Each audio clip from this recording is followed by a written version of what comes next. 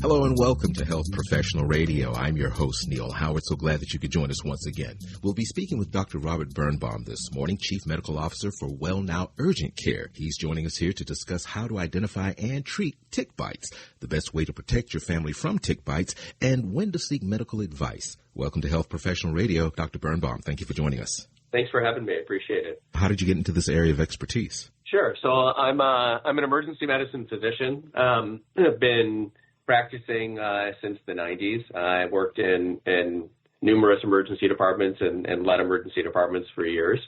Been with WellNow for a little over 2 years, and whether it was in the emergency department or doing urgent care medicine, we have centers that have a large number of ticks. So I live actually in Western New York, and during season, it's just plentiful. So you have to understand what you're looking for, because obviously people get very anxious about tick bites and the potential for, different illnesses that they can carry. You said in season, so there is a tick season.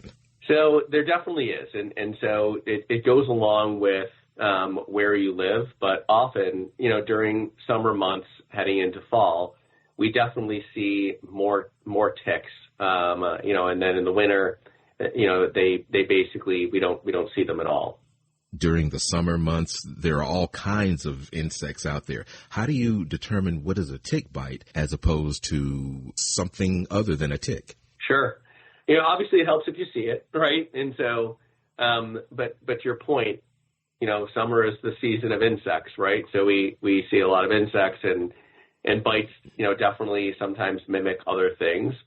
So if you see the tick, it's the easiest way of identifying it, because they definitely have a specific appearance. But, the common symptoms after a tick bite, and again, this can mimic other insect bites, but you can have, redness or itching at the site.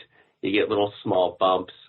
And the one aspect that is kind of what we call pathognomonic, so the tick bite rash, which can be concerning, is kind of the forming of what's called a circular rash, where it looks basically red and then clear and then red again, and it almost is circular, and that's almost pathognomonic for a tick bite. Now, when we hear the word tick, we think of either a dog having problems or people having problems with Lyme disease and Rocky Mountain spotted fever. Give us some insights on these conditions, including some early symptoms that we should be on the lookout for.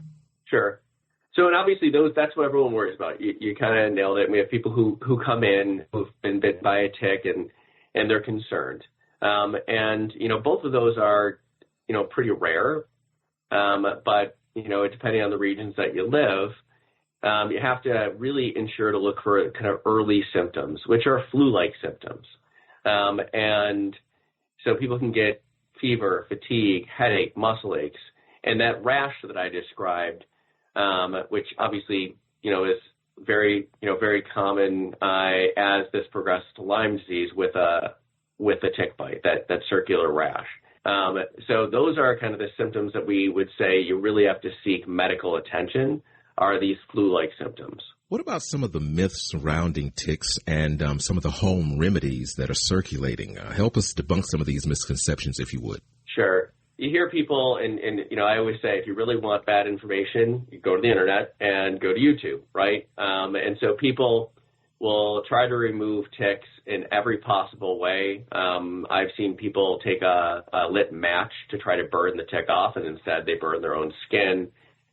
People are using nail polish, turpentine, and I've had people say, well, if you drown it in Vaseline, it kills the tick and then it comes off easier. And in reality, there are really simple ways to remove a tick. And it has to be done a specific way and the right way. And so what we recommend is you need kind of fine tip tweezers, and you grasp that tick as close to your skin as you possibly can. And all you're doing is just gradual upward steady pressure to pull the tick out.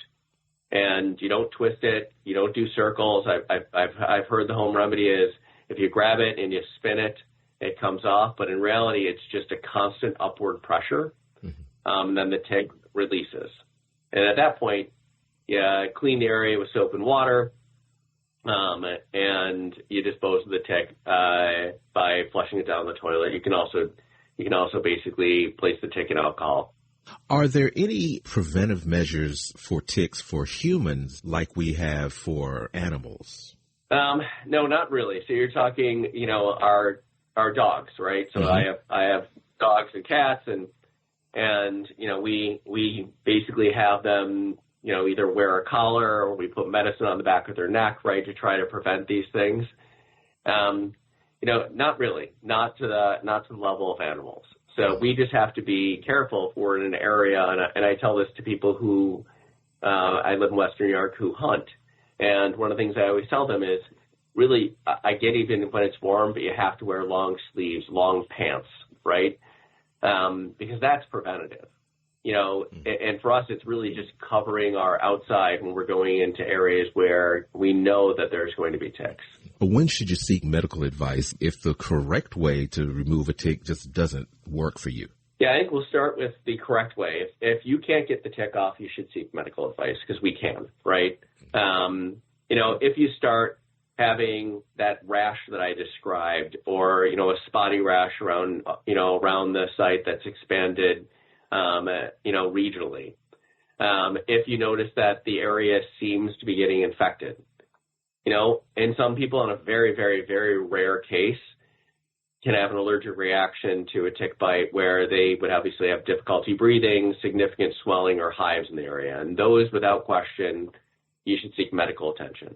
If one doesn't get Lyme disease or Rocky Mountain spotted fever, the tick doesn't stay attached and they just get that little rash that you're talking about and do nothing else, what are the odds of it just going away and you never having to worry about it again? Incredibly, incredibly high. So I think people worry about, obviously, Rocky Mountain spotted fever and Lyme disease and that every tick is carrying them, right? And that's just not the case. So if someone removes the tick, they don't see a rash, they don't get any of the flu-like symptoms, and they don't have either of those diseases. It's like very similar to getting bit by any other insect. Then you go on your merry way and everything is good. And I think people obviously they're significantly stressed about this because of the chance of getting Lyme disease or Rocky Mountain spotted fever. Now, one last question before I get a website where our listeners can learn more. Are they very selective? Are they just opportunistic with whatever happens to be passing by? So they're looking for anything that they can cling on to. And I know that sounds horrible. And so opportunistic would be humans, people, animals that are outside that are in tall grass or brush. So people who are hunting or are doing hiking, kids can be pretty vulnerable to tick bites, right? Because our children, they're just not aware and they don't care. So when they're out playing, they're playing in grass, they're playing in the woods, which obviously makes them more vulnerable. It's really kind of the area that you live in and what you're wearing in terms of who's vulnerable or not. Well, give us a website where we can learn more if you would. So I would recommend going to www.wellnow.com/tick-bite. On there, you're going to find symptoms, prevention, and treatment, as well as information on where our WellNow locations are that are open 7 days a week. Well, I thank you so much for joining us here on Health Professional Radio. Hopefully you'll come back and give us some more information about how we can protect ourselves against tick bites. Thank you so much for joining us, Doctor. Thank you for having me. You've been listening to Health Professional Radio. I'm your host, Neil Howard, in conversation with Dr. Robert Biernbaum. Audio copies of this program are available at healthprofessionalradio.com.au, also at Anchor, Spotify, and be sure and subscribe to our YouTube channel at youtube.com/Health Professional Radio.